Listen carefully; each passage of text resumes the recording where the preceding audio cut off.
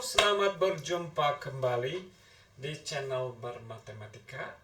Kita masih akan membahas materi MA 2111 dasar-dasar matematika. Ini masih kelanjutan dari intuitive proofs yang pada video sebelumnya. Kali ini kita akan membahas tentang bukti intuitif dengan menggunakan pigeonhole principle, prinsip sarang burung merpati, yang juga prinsip ini masuk akal, tapi lagi-lagi konsekuensi dari prinsip yang sederhana ini bisa far reaching, bisa konsekuensinya bisa sangat dalam ya. Oke, jangan kemana-mana, kita akan segera bahas tentang prinsip sarang merpati ini. Oke, baik, kita bahas saja pigeonhole principle, sarang merpati. Di mana ada sarangnya, di mana ada merpatinya. Oke. Nah, si prinsip sarang merpati ini ada dua versi ya. Ada versi yang sederhana dan ada versi yang lebih umum. Oke, kita lihat dulu versi yang paling sederhana. Misalkan kita punya n plus 1 buah objek, kelereng, bola, atau apalah ya, yang akan kita tempatkan ke dalam beberapa buah wadah, dalam beberapa buah kotak ya. Nah, kalau banyaknya kotaknya itu ada n buah ya, kita bisa sembarangan yang menempatkan barang-barang sebanyak n plus 1 buah tadi ke dalam kotak. Maka konsekuensinya adalah bahwa pasti akan ada kotak yang sedikitnya memuat 2 buah objek ya, sedikitnya memuat 2 buah objek. Oke, kenapa demikian? Kenapa coba? Oke, kita lihat kenapa demikian.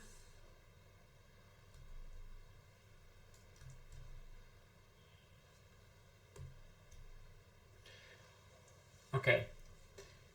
Nah, ini kenapa disebut prinsip sarang merpati? Karena biasanya yang menjadi kotaknya adalah si merpatinya.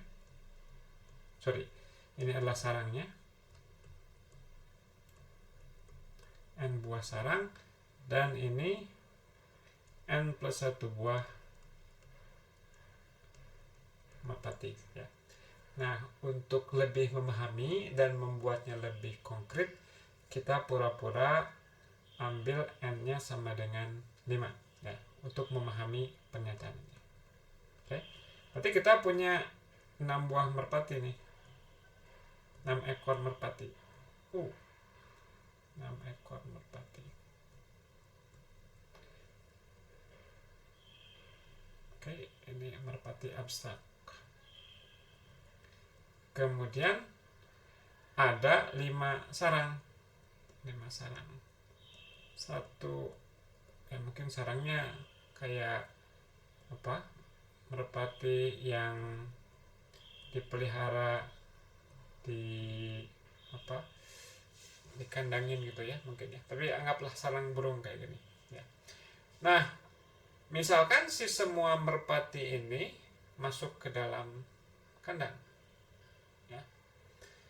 Nah, ini suatu prinsip yang akan sering kita lakukan adalah ya, ini mempertanyakan what's wrong kalau si statement ini salah.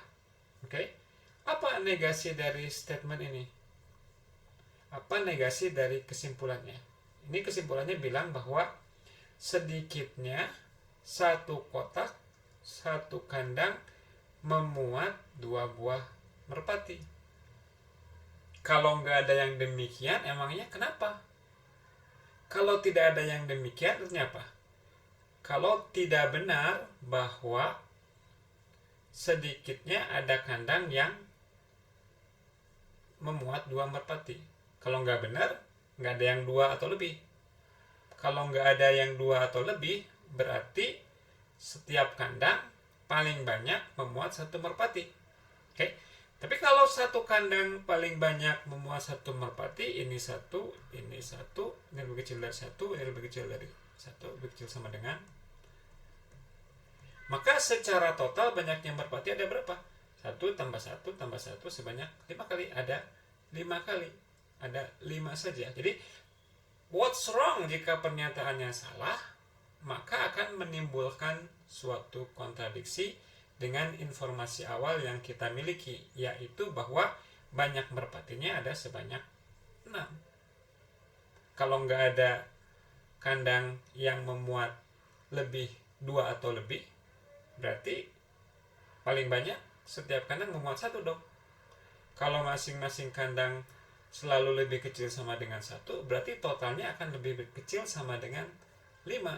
Padahal di awal kita tahu banyaknya merpati ada 6. Ini terjadi kontradiksi. Dengan demikian, si kesimpulannya pasti benar, nggak mungkin salah. Nah, untuk situasi yang lebih umum, Anda bisa membuktikannya dengan menggunakan argumen yang serupa. Ya, dicoba ya. Dicoba buktinya. Oke, untuk versi umumnya gimana? Kita punya KN plus 1 buah objek ditempatkan ke dalam kotak-kotak.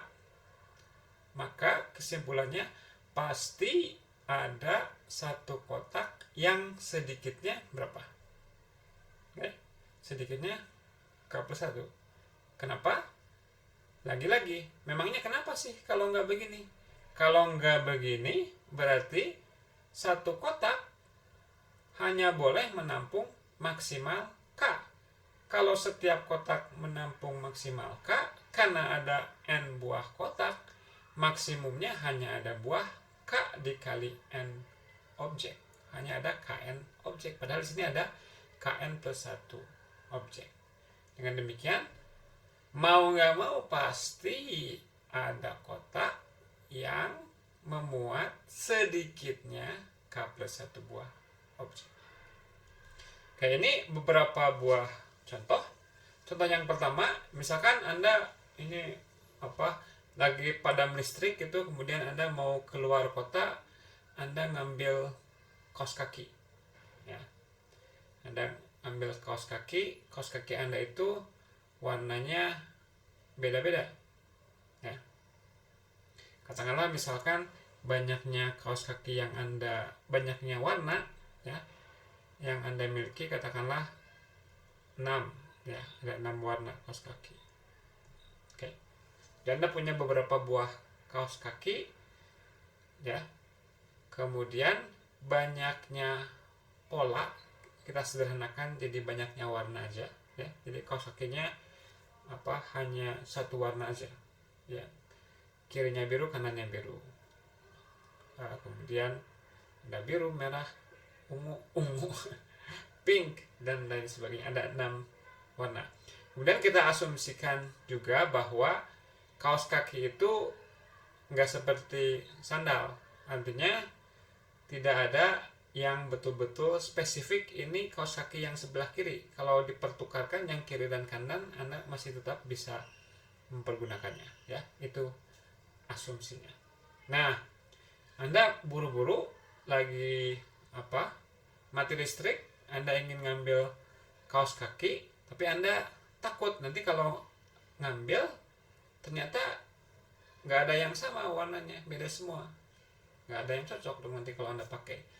Nah, berapa banyak yang harus Anda ambil dari rak kaos kaki Anda untuk memastikan sedikitnya ada 2 kaos kaki dengan warna yang sama? Pikirkan sebentar dan nanti kita akan kembali lagi. Oke, misalkan kita buat kotak imajiner, ya. Ketika Anda ngambil kaos kaki dengan warna pertama, Anda akan nyimpan ke kotak ini. Yang warna kedua ke sini dan selanjutnya sampai warna ke-6. Oke. Nah, berapa banyak kaos kaki yang harus Anda ambil agar setidaknya akan ada kotak yang memuat 2 kaos kaki? Ya, kayak tadi ya. Ini ada 6. Untuk memastikan ada 2 buah kaos kaki berwarna sama, kita harus ngambil 7 kaos kaki. Kenapa? Karena kalau ngambil 7, ya, Anda bisa berpikirnya dalam kerangka apa worst scenario-nya. Worst scenario adalah ketika Anda ngambil dan nggak ada warna yang sama. Nah, itu terjadi ketika kita masing-masing ngambil satu kaos kaki berwarna ini, satu kaos kaki berwarna ini, jadi masing-masing satu. Ini terjadi, worst scenario terjadi ketika masing-masing kotak hanya memuat satu kaos kaki. Maka untuk memastikan bahwa worst scenario ini tidak terjadi, kita harus nambah satu kaos kaki lagi. Jadi kalau kita ngambil 7, maka worst scenario ini nggak akan mungkin terjadi. Karena ketika kita distribusikan masing-masing satu, misalkan worst scenario nya ada sisa satu kaos kaki lagi. Dan sisa satu kaos kaki tersebut, warnanya apapun, akan kita tempatkan ke dalam salah satu kotak ini yang akan membuat bahwa salah satu kotak memuat sedikitnya 2 buah kaos kaki. Dengan demikian jawabannya adalah Anda sedikitnya harus mengambil 7 kaos kaki untuk memastikan bahwa akan ada kaos kaki yang warnanya sama. Oke, contoh berikutnya. Ini klaim terdapat 71 warga Jakarta yang tepat memiliki banyak rambut yang sama. Kok bisa tahu? Ya, gimana? Coba Anda pikirkan. Ya. Nah, tapi tentunya ini harus ada tambahan dari ilmu apa? Ya, ilmu lain ya. Ilmu lain misalkan diketahui bahwa banyaknya rambut manusia itu di sekitaran 80.000 sampai 150.000 ya. Karena ini nggak ada yang gundul ya, maka minimal satu orang punya satu buah helai rambut, maksimalnya 150.000 helai rambut. Jadi kalau kita buat kotak semacam tadi ya, oke, kita akan buat kotak sebanyak N, yang N-nya nanti akan kita tentukan. Oke. Dan ini menyatakan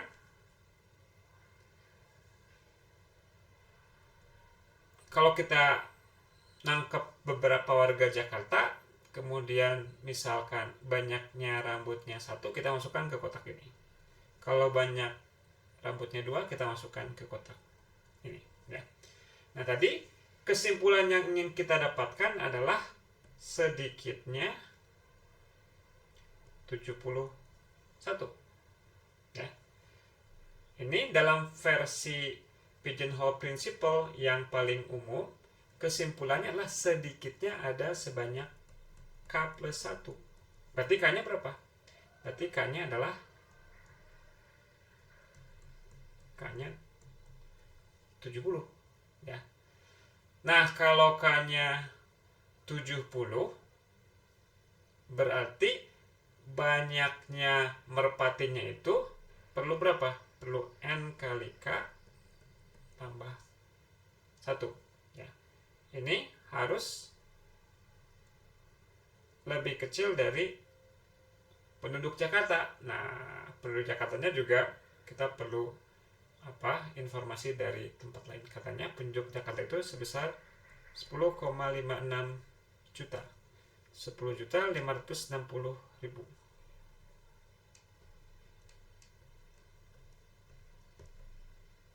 Oke.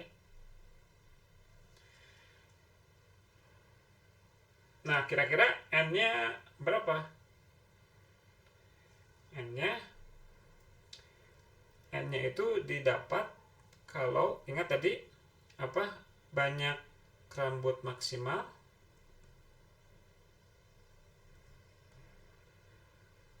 sama dengan 150.000 ya. Oke. Nah, kalau masing-masing setiap orangnya itu apa? Oke. Ini kita bisa tinjau dari sudut pandang lain. Kalau misalkan worst scenario-nya adalah hanya ada 70 orang untuk masing-masing banyak helai rambut ya. Kemudian kita pilih N-nya sama dengan angka ini 150.000 karena banyaknya rambut yang paling besar yang mungkin adalah 150.000. 150.000. Oke, worst scenario-nya gimana tadi? Kasus terburuknya adalah masing-masing di sini mengandung 70 orang. Nah, dalam hal tersebut, maka jadi kalau masing-masingnya maksimumnya 70, maka totalnya akan lebih kecil sama dengan 70 kali 150.000. Dan ini sama dengan 10.500.000. Padahal banyaknya penduduk Jakarta itu lebih besar dari ini. Ini kita scratch saja ya. Ini banyaknya penduduk Jakarta ada 10.560.000. Kalau saja setiap banyak helai rambut ini masing-masing hanya terdiri dari maksimum 70 orang Jakarta, maka secara total paling banyak penduduk Jakarta itu ada 70 kali 150.000, yang ini hanya 10.500.000. Padahal banyaknya penduduk Jakarta 10.560.000. Nah, dengan demikian maka harus ada minimal 71. Nah, kalau kita mau cocokkan dengan betul-betul apa bunyi teorema sarang merpati, ya Anda bisa bilang pilih N sama dengan 150.000, kemudian karena 10.560.000 dibagi 150.000 lebih besar dari 70 ya, maka menurut pigeonhole principle, jadi ini versi yang nggak betul-betul mengacu dengan ketat ke bunyinya ya. Kalau ke bunyinya kan apa, kita punya NK plus 1. Tapi kalau kita punya merpati sebanyak NK plus 1 saja pernyataannya benar, apalagi kalau banyaknya merpatinya itu lebih besar dari ini gitu ya. Jadi di sini kita lakukan seperti ini. Jadi apa tadi, banyaknya penduduk Jakarta 10.560.000, kemudian banyaknya helai rambut maksimal adalah 150.000. Karena pembagian atau rasio keduanya itu lebih besar dari 70, maka menurut pigeonhole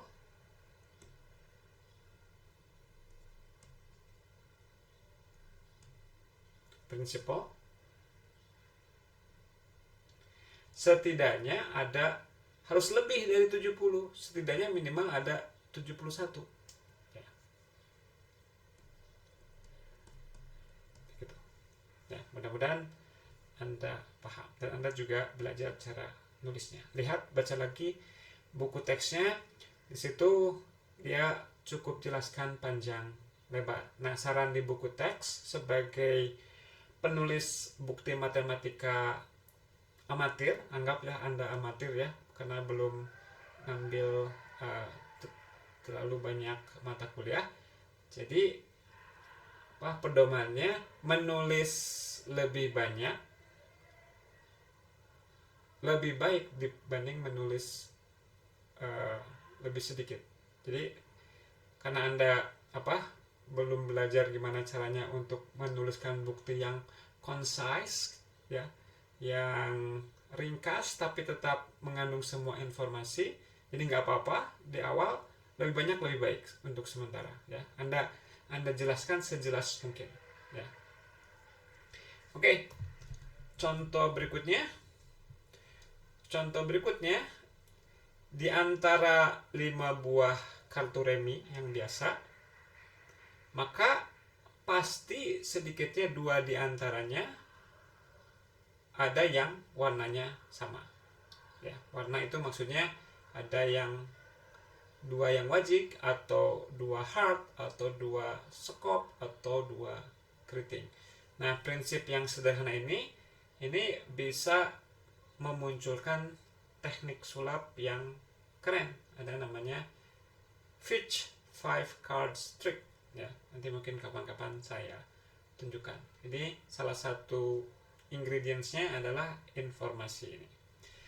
Di antara 37 orang, 4 di antaranya pasti punya bulan kelahiran yang sama. Serupa argumennya, karena 37 dibagi 12 itu lebih besar dari 3 ya. Maka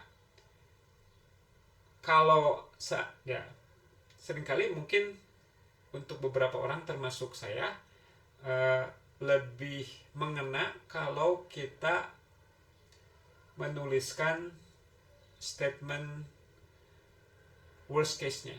Worst case-nya kalau 3, emangnya kenapa? Kalau hanya ada 3. Kalau hanya ada 3, banyaknya bulan ada 12, maka hanya akan ada 3 kali 12 orang, 36 orang. Padahal ini ada 37 orang. Jadi gak mungkin dong minimal 3. Setidaknya harus ada 4 minimal. Gitu ya. Oke, lanjut. Nah, ini diberikan 5 buah bilangan. Jadi kita ngambil secara acak 5 buah bilangan dari himpunan ini. Tunjukkan bahwa 2 di antaranya, kita bisa menemukan 2 di antaranya yang kalau kita jumlahkan hasilnya 9. Nah, ini perlu berpikir dulu gimana caranya kita mengotak-ngotakkan si bilangan ini. Ya, oke. Anda mau coba dulu, di pause dulu videonya. Karena kalau nggak nyoba dan cuma nonton aja, beda efeknya ya. Anda silahkan memilih efek yang lebih besar. Itu akan terasa kalau Anda nyoba dulu. Kalau Anda hanya mendengarkan saja, efeknya nggak terlalu besar. Anda nggak akan dengan mudah mengingat kembali. Ingat kembali bukan persis soal yang ini ya, tapi idenya. Oke, kalau kita tinjau pada kesimpulannya itu, kita ingin menyimpulkan pasti ada 2 ya. Tadi dalam versi yang sederhana untuk bilang pasti ada 2 adalah kalau banyaknya objek itu 1 lebihnya dari banyaknya kandang ya. Sekarang banyaknya objek yang kita ambil adalah 5.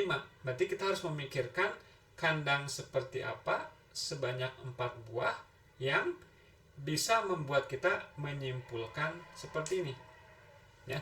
Oke, kita coba ini bikin. Kita punya kotak-kotak. Tadi karena ini 5 ya, untuk menyimpulkan setiap kotak minimal ada 2, kita harus mempunyai 4 kotak. Nah, kesimpulan yang ingin kita capai apa? Ingat, dari pigeonhole principle yang kita bisa simpulkan adalah pasti ada 2 bilangan yang berada di dalam kotak. Nah, tapi karena kesimpulan yang ingin kita hasilkan adalah ada 2 bilangan yang ketika dijumlahkan hasilnya adalah 9, kita harus membuat si kotak-kotak ini sehingga angka-angka di dalamnya ketika dijumlahkan hasilnya adalah 9. Jadi kita bisa buat begini.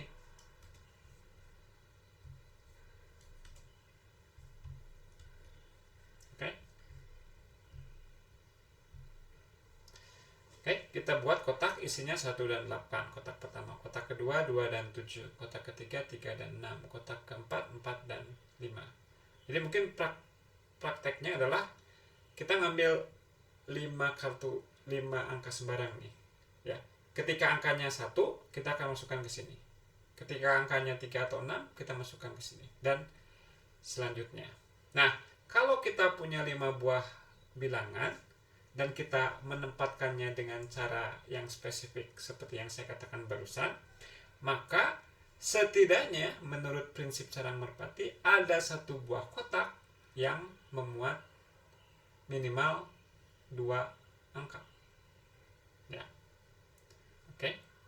Jadi kalau misalkan yang terpilihnya ini, berarti angka yang kita tunjukkan yang hasil penjumlahannya adalah 9, 3, dan 6, dan selanjutnya. Jadi kalau kita mau susun ulang argumennya, menurut prinsip sarang merpati pasti akan ada 2 bilangan yang terambil, di mana kedua bilangan tersebut merupakan bilangan yang muncul di kotak yang sama. Tapi setiap 2 bilangan yang ada di dalam kotak, hasil penjumlahannya adalah 9. Nah, lagi-lagi Anda perlu mencoba menuliskannya. Kelihatannya mudah, tapi enggak. Ya. Ketika Anda tulis, Anda mengalami kesulitan. Gimana ya cara ngomongnya, cara menulisnya, sehingga argumen Anda tidak perlu Anda bela secara in person, tapi tulisan Anda sudah mewakili apa yang ingin Anda sampaikan. Oke, selanjutnya. Diberikan 10 titik berada di dalam persegi berukuran 3x3 ini. Tunjukkan pasti ada 2 di antaranya yang jaraknya paling besar adalah akar 2. Oke. Nah, kalau kita amati pada kesimpulan statement ini, di sini ada bunyi sedikitnya 2. Dan ini mengingatkan kita pada soal-soal sebelumnya, ya. Kalau kita pada kesimpulannya ingin menunjukkan sedikitnya ada 2, maka si banyaknya kandang itu harus 1 lebihnya, ya. Jadi si banyaknya objek harus 1 lebihnya dari banyaknya kandang. Karena banyaknya objeknya adalah 10, kandangnya harus 9. Gimana cara kita membuat kandang di sini? Dalam hal ini, dan tentunya ini nggak selalu mudah ya, Anda mungkin perlu berpikir berulang-ulang sebelum Anda mendapatkan ide, kita bagi aja ini menjadi 9 buah persegi dengan ukuran 1x1. Ya. Kalau kita punya 10 buah titik, ya, alih-alih kita ambil, kita bisa membayangkan kita lemparkan 10 buah titik ke dalam kotak, ya. Nah, karena kita punya 10 buah titik dan di situ hanya ada 9 buah kotak, maka pasti akan ada kotak yang memuat 2 buah titik. Terus memangnya kenapa? Kalau ada 2 buah titik di dalam 1 kotak, kita bisa meninjau di dalam 1 kotak berukuran 1x1, berapa sih jarak terjauh antar 2 titiknya. Kalau kita punya kotak ukuran 1x1, jarak terjauh dari 2 titik di dalam kotak tersebut, katakanlah kita tinjau kotak yang ini, adalah ketika keduanya berada pada titik-titik sudut yang berada di diagonal. Ya. Jadi kita bilang bahwa ini panjang diagonal dari sebuah persegi berukuran 1x1 adalah akar 2. Mudah pakai Pitagoras aja ya. Jadi kalau jarak terjauh dalam 1 kotak adalah akar 2 dan kita memastikan pasti ada 2 buah titik dalam 1 buah kotak, maka kedua titik itu jaraknya nggak mungkin melebihi akar 2. Kedua titik itu jaraknya lebih kecil atau sama dengan akar 2. Jarak kedua titik itu paling besar adalah akar 2. Lagi-lagi, coba Anda tuliskan ulang argumennya dengan baik. Lanjut. Kita lanjutkan. Kita hapus dulu.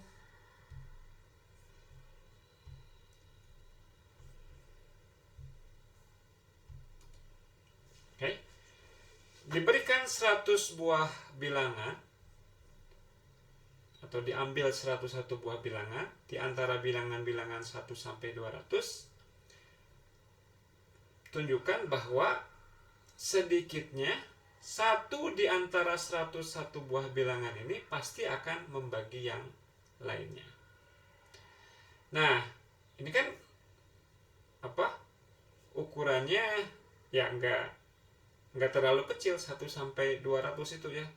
Ya, Anda bisa mencoba bereksperimen, tapi ya 101 buah bilangan ya lumayan banyak ya.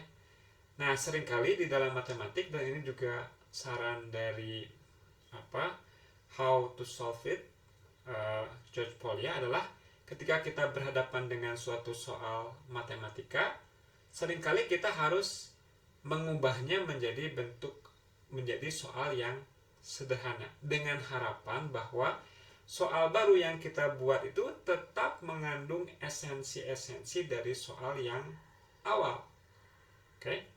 Jadi kita berusaha mencoba menciptakan suatu soal baru yang serupa, yang harapannya adalah sebetulnya si soal ini bisa mewakili soal yang lama.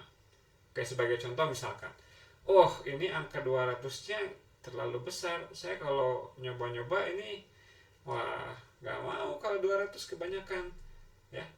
Gimana kalau kita kurangi aja, jangan 1 sampai 200 ya. Gimana kalau dari 1 sampai 12 aja deh. Oke. Jadi tadi yang mula-mulanya soalnya dari 1 sampai 200, kita ubah menjadi dari 1 sampai 12. Tadi di soal awal kita boleh mengambil 101 buah bilangan ya. Jadi 101 dari 1 sampai 200. Nah, kira-kira kita menebak-nebak si 101-nya bisa kita ganti dengan apa ya, yang mungkin nggak akan mengubah esensi dari soal. Ya, kita menduga bahwa si 100-nya ini berasal dari setengahnya ini plus 1. Jadi kita menduga bahwa ini berasal dari setengahnya ini plus 1. 7. Ya. Oke. Dari sini mungkin Anda merasa, kalau 7 saya bisa bereksperimen. Oke, saya ngambil 2, 9, 10, 3, 5, 12, 4 misalkan. 1, 2. Oke, 1, 2, 3, 4, 5, 6, 7. Oke. Ini kita temukan 2 dan 4 ya. Ini karena ini habis dibagi 2. Gimana kalau kita ganti 2-nya agar kita bisa menghindari dia merupakan kelipatan 2 yang ini. Berarti kita harus ngambil yang ganjil, katakanlah ya. Kita ngambil yang ganjil. Tapi ini 3 ada sudah ya. 7 misalkan. Oke. Nah, tapi ini dan ini masih 5 membagi 10 kelipatan dari 5 bisa juga ya. Oke, misalkan kita mikir lagi, bisa nggak kita mengganti ini dengan sesuatu yang lain sehingga pernyataannya gagal ya. Kemudian Anda coba cari esensinya yang membuat ia berhasil. Katakanlah di dalam situasi ini, kalau kita ingin menggunakan pigeonhole principle, di sini kesimpulannya lagi-lagi adalah ada 2 ya, sehingga yang satu membagi yang lain. Ini mengindikasikan kepada kita bahwa kita harus membuat kandang-kandang. Oke. Karena ini tadi ada 7 buah objek, 7 buah bilangan yang bisa kita ambil, kita harus buat 6 buah kandang.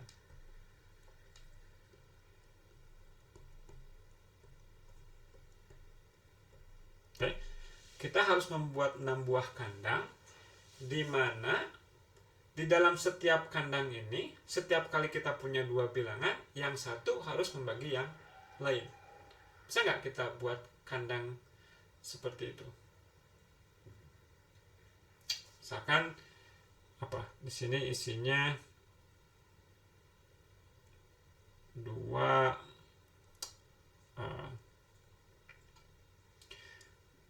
ya ini apa? Brainstorming aja ya. 2, 4, 8. Ini kan membagi satu sama lain ya. Kemudian yang bilangan prima ya, kayak ini kita masukkan satu aja sekalian ke sini. Bilangan prima mau nggak mau dia hanya bisa berdiri sendiri ya, karena bilangan prima yang lebih yang 2 kalinya lebih dari 12 ya. Misalkan 7, 11 itu nggak akan ada temannya ya. Kemudian berapa? 3 misalkan kita barengkan dia dengan 6 gitu. 5 sendiri, 5 sama 10 aja deh ya. Dia bagi satu sama lain. Ini yang kurang berapa? 1, 2, 3, 4, 5, 6, 7, 8, 9 ya. 9, oke, 9 gak apa-apa deh sendiri.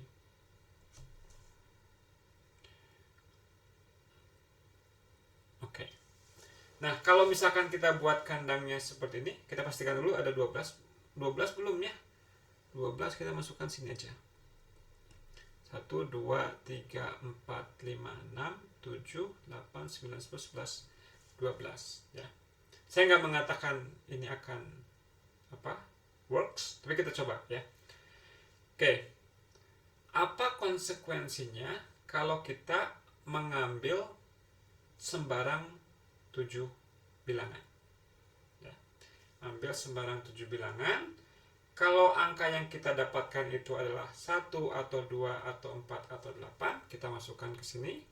Kalau 11 masukkan situ, kalau 7 masukkan sini, gitu, masukkan sini, masukkan sini. Oke. Nah, akibatnya apa?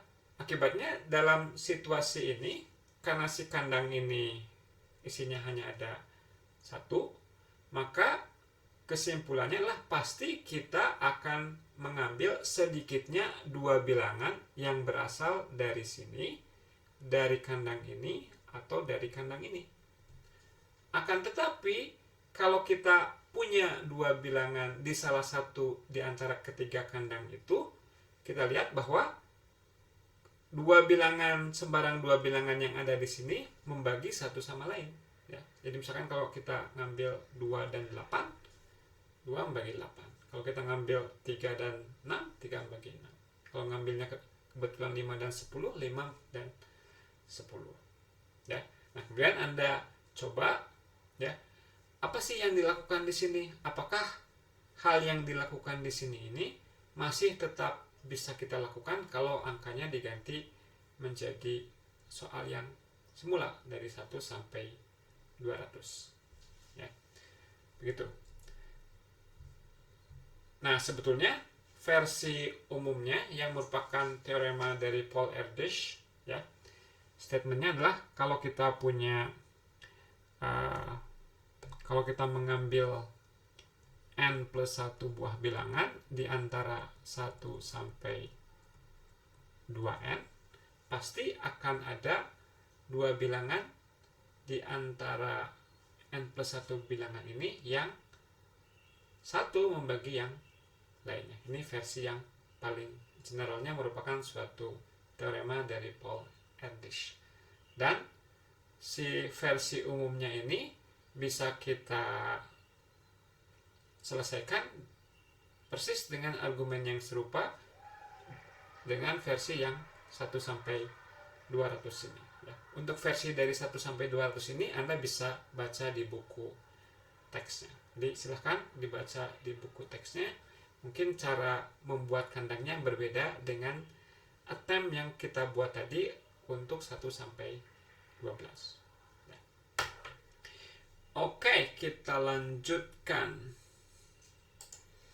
Oke, kita lanjutkan. Selanjutnya kita punya contoh berikut.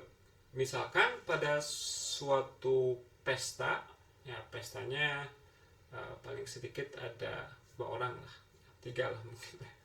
Oke, nah di antara mereka itu ada yang saling mengenal dan ada yang saling tidak mengenal. Jadi di sini asumsinya adalah bahwa kalau A mengenal B, maka B mengenal A.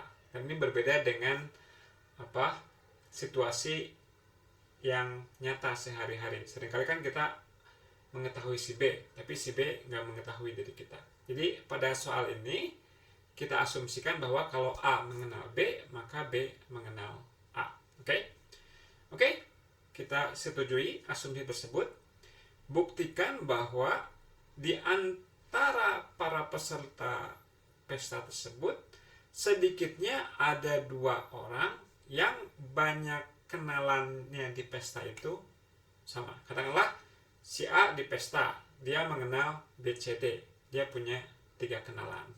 Si B punya 5 kenalan, gitu. Dan selanjutnya.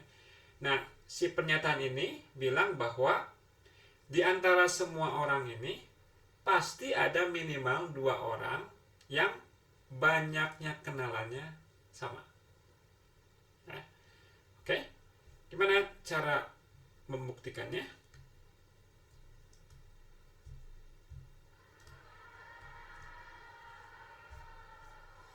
Oke, jadi di sini kita punya N orang. Ya. N orang ini untuk masing-masing orang banyaknya kenalan yang mungkin berapa aja? Bisa aja ada seseorang yang nggak kenal siapapun, ya. Berarti banyaknya kenalannya adalah 0. Bisa 1, bisa 2, paling banyak bisa berapa orang? Paling banyak adalah ketika dia mengenal semua peserta pesta yang lain. Oke? Karena pada pesta itu ada N orang, berarti si orang yang kenal semuanya itu akan mengenal N-1 orang. Karena dia mengenal semua orang di luar dirinya. Di luar dirinya ada N-1 orang. Oke? Nah, attempt yang pertama kita akan buat kandang-kandang di mana kita akan masukkan setiap orang ke dalam kandang yang bersesuaian berdasarkan berapa banyak orang yang dia kenal di pesta. Nah, masalahnya kalau kita lakukan hal tersebut, ini ada berapa banyak kandang? Dari 1 sampai N-1 ada N-1 buah kandang plus kandang yang 0. Jadi ini ada N kotak. Ya. Oke. Nah, padahal untuk pigeonhole principle, untuk menyimpulkan sedikitnya ada 2, maka si banyaknya objeknya itu harus sedikitnya 1 lebihnya dari banyaknya kandang. Ya. Nah, kita harus back to the drawing board untuk melihat apakah ada sesuatu yang bisa kita eksploitasi. Oke? Coba kita lihat. Kalau seseorang punya 0 friend, A punya 0 kenalan.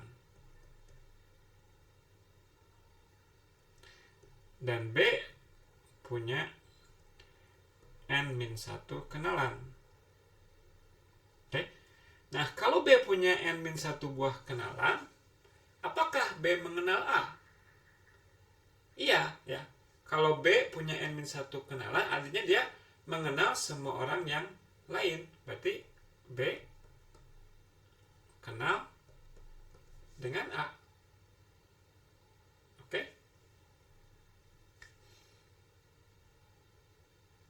Terus gimana? Berarti nggak mungkin dong A punya 0 kenalan.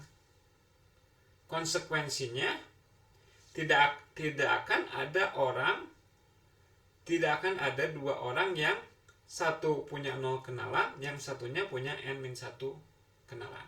Oke, jadi alih-alih kita mengandanginya seperti ini, kita akan lakukan bahwa kalau ada orang yang punya 0 kenalan atau n-1 kenalan, kita akan masukkan ke kandang yang pertama.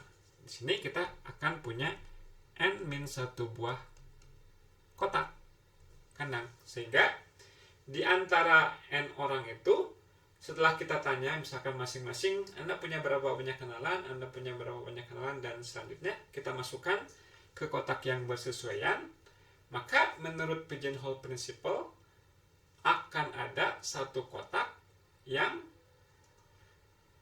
setidaknya berisi 2 orang.